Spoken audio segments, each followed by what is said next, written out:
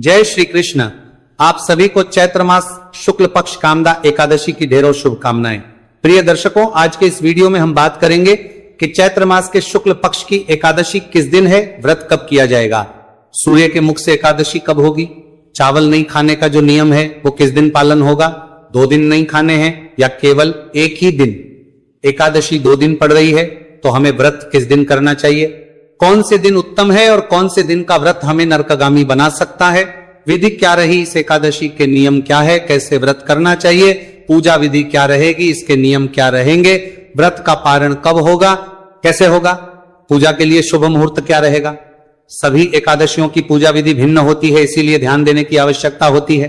कुछ एकादशियां जिन पर घड़े पर भगवान की स्थापना होती है, कुछ एकादशी जिन पर पीपल के वृक्ष की जड़ों में, केले के वृक्ष की जड़ों में, आंवले के वृक्ष की जड़ों में, इस प्रकार से अलग अलग एकादशियों की अलग अलग विधान होते हैं। तो संपूर्ण जानकारी आने वाली एकादशी के विषय में आपको इस वीडियो के माध्यम से प्रदान किया। आपसे निवेदन है कि वीडियो यदि थोड़ा सा भी उपयोगी लगे तो कृपया एक बार लाइक अवश्य कर दीजिएगा अपने व्रत की सफलता के लिए, और भगवान श्री हरि का आशीर्वाद प्राप्त करने के लिए कमेंट बॉक्स में अवश्य लिखिएगा जय श्री हरि या ओम नमो भगवते वासुदेवाय। आप देख रहे हैं सनातन धर्म का संसार, ज्योतिष संस्थान का प्रतिष्ठित यूट्यूब चैनल सनातन धर्म का संसार धार्मिक।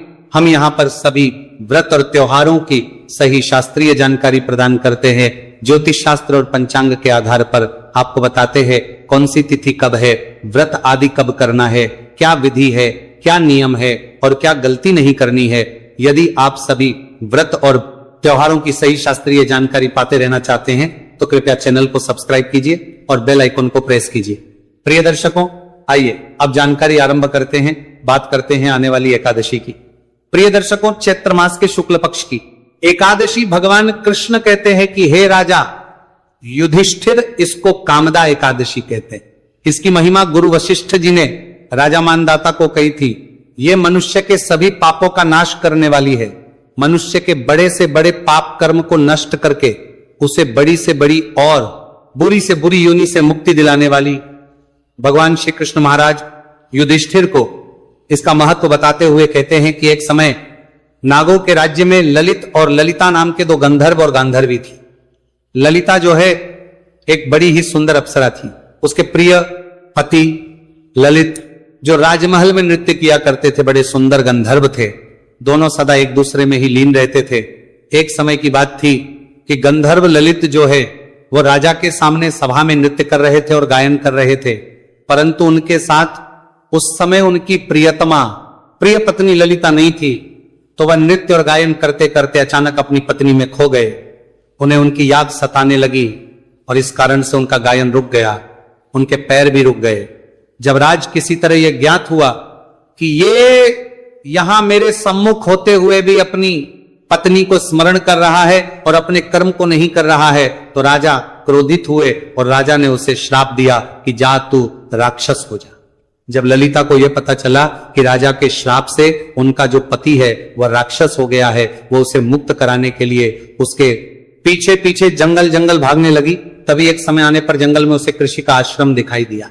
वो आश्रम में गए, जस्सी को प्रणाम किया। जस्सी ने आशीर्वाद दिया और बोला, सुबह तुम कौन हो, कहां से आई हो, मेरे सामने सच सच बताओ। तो ललिता ने कहा कि मैं वीर धनवान वाले गंधर्व की कन्या हूं, मेरा नाम ललिता है। मेरे स्वामी अपने पाप दोष के कारण राक्षस हो गए हैं, उनकी यह अवस्था देखकर मुझे चैन नहीं है। हे ब्राह्मण, हे शिवर, आप बड़े तपस्वी हैं, इस समय जो मेरा कर्तव्य हो वो बतलाइए। विप्रवर, मुझे क्या करना चाहिए, कुछ ऐसा बताएं जिसके पुण्य के द्वारा मेरे पति राक्षस भाव से छूटकर पुनः अपना देह प्राप्त कर सकें।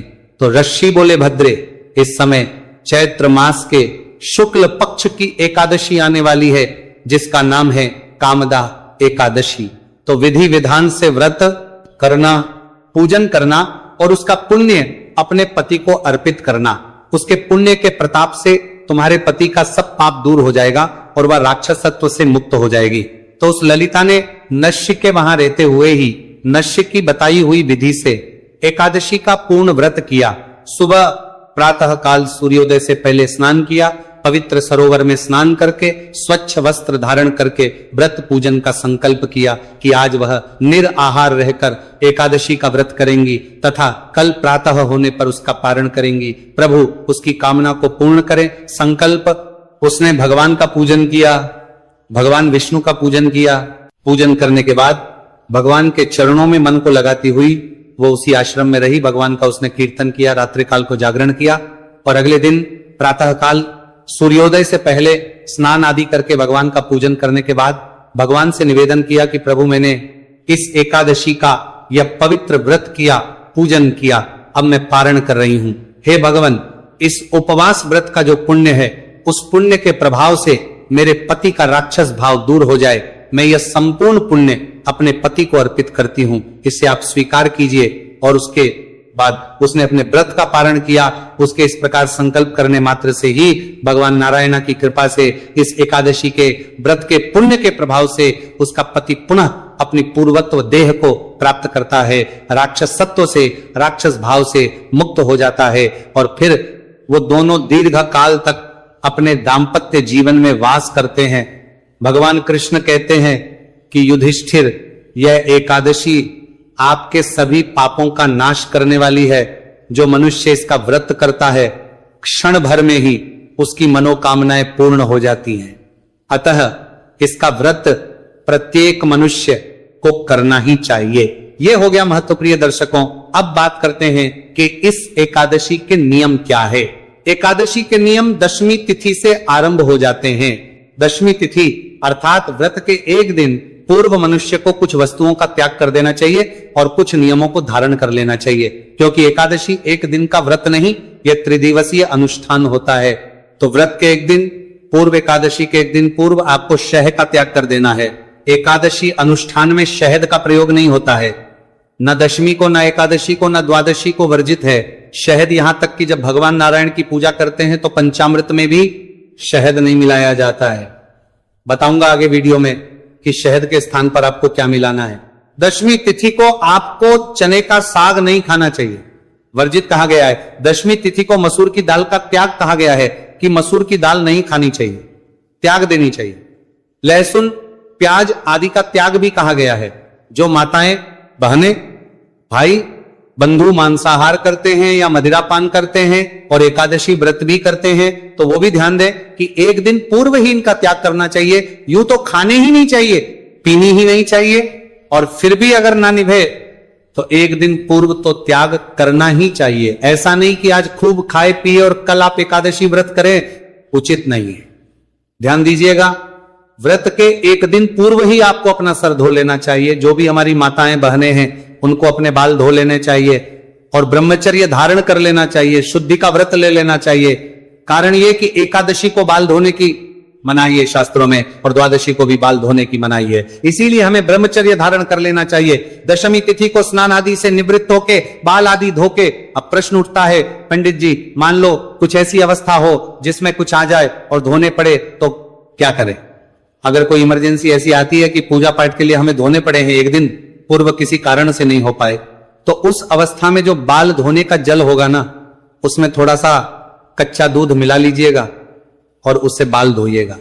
साबुन, शैम्पू आदि तो बिल्कुल नहीं खाना, इससे आपकी शुद्धि भी होगी और आप दोष से भी बच जाएंगे। शास्त्रों में एक वक्त का आहार कहा गया है। शास्त्र कहते हैं कि हमें केवल दोपहर का ही अन्न खाना चाहिए, रात्रि को अन्न ग्रहण नहीं करना चाहिए। तो आप अपनी सामर्थ्य और क्षमता के अनुसार निर्णय कीजिए, आपकी शारीरिक अवस्था कैसी है। अगर आप स्वस्थ हैं पूर्ण रूप तो आप निश्चित रूप से एक ही वक्त का अन्न लीजिए।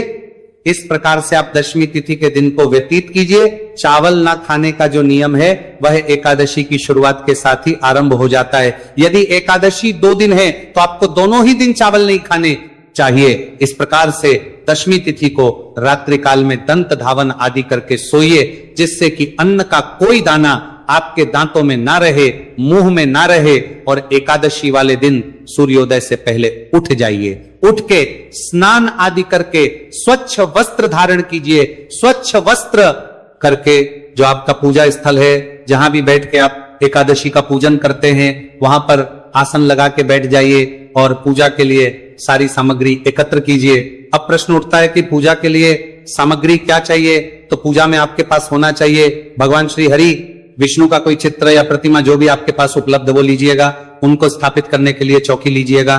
चौकी पर बिछाने के लिए लाल या पीला वस्त्र आवश्यक होगा। आप चाहे आपके घर में यदि मंदिर में पहले से भगवान विराजमान है तो वहां पर भी आप उनका पूजन कर सकते हैं। धूप दीप नैवेद्य के रूप में फल ले सकते हैं, मिठाई ले सकते हैं। आप चाहे तो बताशा मिश्री आदि से भी भोग लगा सकते हैं। इत्र जनेऊ 2 जनेऊ लेनी चाहिए आपको, एक एकादशी के पूजन वाले दिन, एक पारण के पूजन वाले दिन। रोली मौली पान सुपारी लौंग इलायची और पंचामृत बनाने के लिए थोड़ा सा कच्चा दूध दही घी शक्कर और गंगाजल। इस प्रकार से ये सारी सामग्री है जो आपने एकत्र कर लेनी है।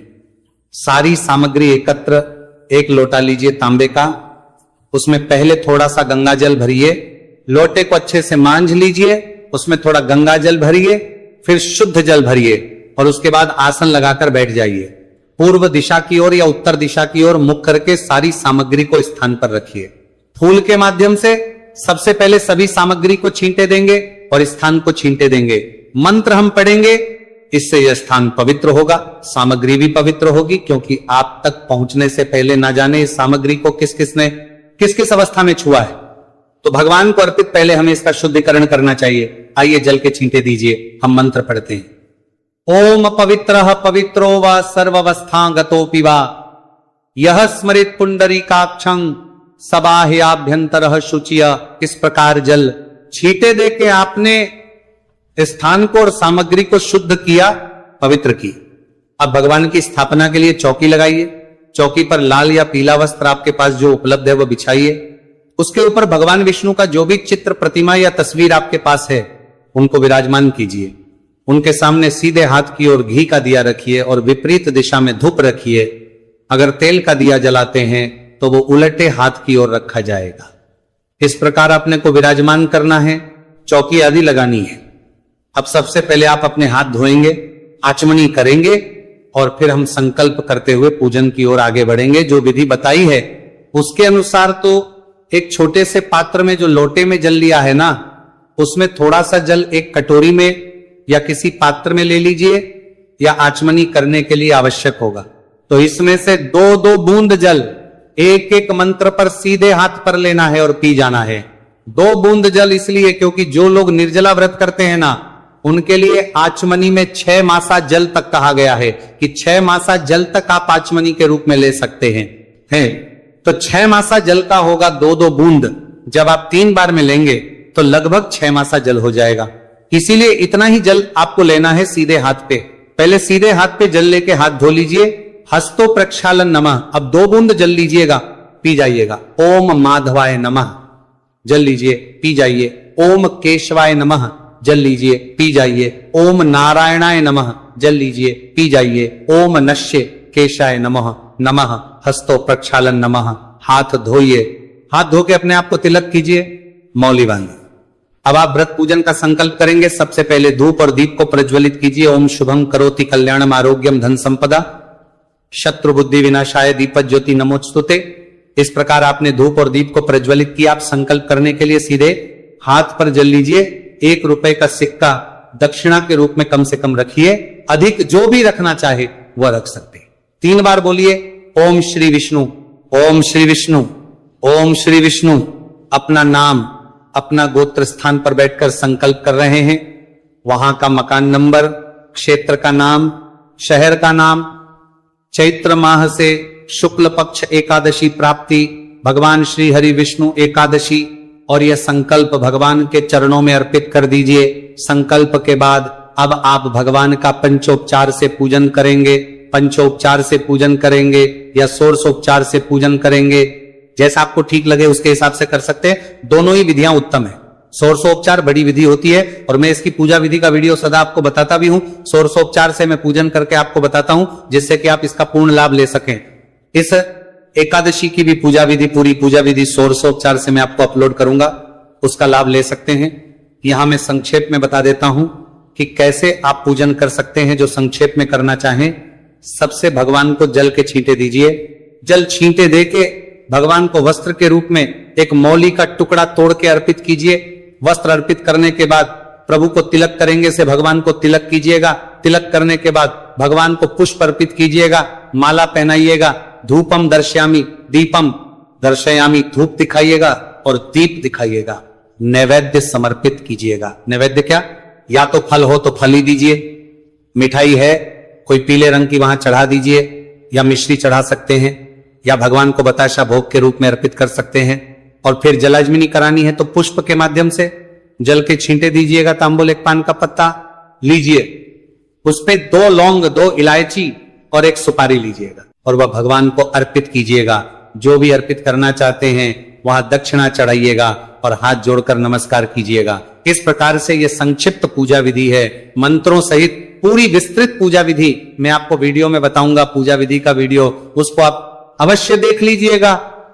पूजन आदि करने के बाद फिर आपने कथा सुननी है, एकादशी की कथा, जो सही कथा है, पद्म पुराण में वर्णित है, मैं आपके लिए सुनाऊंगा, तो आप उसका लाभ लीजिए।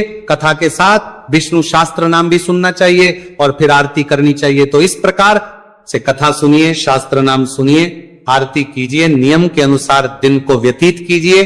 किसी का अहित नहीं करना, किसी पर क्रोध नहीं करना, किसी का बुरा नहीं चाहना, भगवान के चरणों में मन को लगाते हुए दिन को व्यतीत कीजिए। शयन काल को कीर्तन की बड़ी महिमा है, कीर्तन कीजिएगा। कीर्तन के लिए भी अगर आसपास कीर्तन ना होता हो तो जो कीर्तन का फल देने वाले स्रोत और पाठ हैं वो आपके लिए मैं रिकॉर्ड करके अपलोड करता हूं वीडियो में, आप उसका लाभ लीजिएगा, उनको सुन के आप कीर्तन का लीजिएगा। रात्रि काल को जागरण की बड़ी महिमा है, जागरण अवश्य करना चाहिए, पूरी रात्रि कीजिए, और जो पूरी रात्रि ना कर पाए तो 2 बजे तक तो अवश्य ही कीजिए। और जागरण में आपको यही स्रोत और पाठ सुनते हुए ही जागरण करना चाहिए। ऐसा नहीं कि टीवी चला लें, टीवी देख रहे हैं और जाग रहे हैं, उसको जागरण नहीं कहते। ये स्रोत और पाठ सुनते हुए जागरण कीजिए, आपको उसका पुण्य फल अवश्य प्राप्त होगा। आहार की बात करें तो फल, आहार के साथ आपको ये व्रत करना है। आपको अन्न का सेवन नहीं करना, नमक का सेवन नहीं करना चाहिए। फल आहार करते हुए दूध आदि लेते व्रत को कर सकते हैं। अगले दिन सूर्योदय के बाद व्रत का पारण किया जाएगा। सूर्योदय से पहले स्नान आदि करके स्वच्छ वस्त्र धारण करके और भगवान की पूजा कीजिए। मैं पारण का विस्तृत वीडियो भी आपके लिए अपलोड करूंगा, जिसमें पूजा विधि बताऊंगा, उसका लाभ लेते हुए पूजन कीजिए और फिर आप नियम से पालन कीजिए। अब प्रश्न उठता है कि इस एकादशी का व्रत हमें करना कब है? तो प्रिय दर्शकों, चैत्र मास के शुक्ल पक्ष की एकादशी तिथि शुरू हो रही है 28 मार्च को सुबह 8:45 पर, 29 मार्च को सुबह 7:46 पर यह समाप्त हो जाएगी। ऐसे में सूर्य के मुख से एकादशी रहेगी 29 मार्च को। यह ध्यान दीजिएगा कि यहां पे 28 तारीख को एकादशी सुबह 8:45 पे शुरू हो जाएगी, लेकिन व्रत जो है आप 28 को ना कीजिएगा, क्योंकि यह दशमी वेधा एकादशी है और शास्त्र कहते हैं दशमी वेधा एकादशी कभी नहीं करनी चाहिए, यह नरकगामी बनाती है। तो व्रत आपको केवल और केवल 29 मार्च को ही करना है। ये ना सोचिएगा कि भाई 28 को तो पूरा दिन एकादशी है, 29 को सुबह सुबह एकादशी है, उस पर बिल्कुल ना जाइए। शास्त्र संवत 29 को दादा श्री व्रत होगा, श्रेष्ठ व्रत होगा। तो 29 मार्च को आपने एकादशी का व्रत करना है और इसका पालन करेंगे। आप 30 मार्च को सुबह 6:14 से और 8:34 के बीच में पालन के लिए उत्तम समय रहेगा, इसका लाभ लीजिएगा। पूजा के लिए शुभ समय रहेगा सुबह 7:48 से और ये दोपहर 12:36 तक रहेगा, इस बीच में आप पूजन कर सकते हैं। ये थी जानकारी। एकादशी के विषय में कुछ और पूछना चाहें, जानकारी में कुछ रह गया हो तो कमेंट बॉक्स में लिख के पूछ लीजिएगा, और व्हाट्सएप पर भूलिएगा। चैनल पर नए हैं तो सब्सक्राइब करते जाइएगा और जितना हो सके इस वीडियो को